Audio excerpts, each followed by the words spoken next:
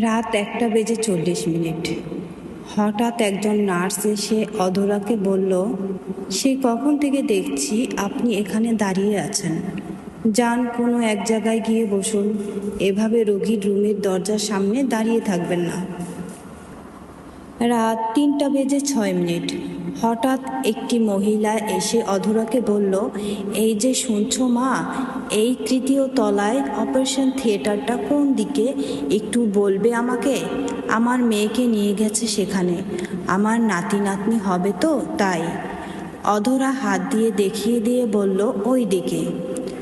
অধরার গলা শুকিয়ে পুরো কাঠ হয়ে গেছে। এটা যে কোনো মানুষের গলা তা বোঝার উপায় নেই। তাই মহিলাটি বলল, কি হয়েছে মা তোমার গলা এমন লাগছে কেন? আর তুমি এভাবে কেবিনের দরজার সামনে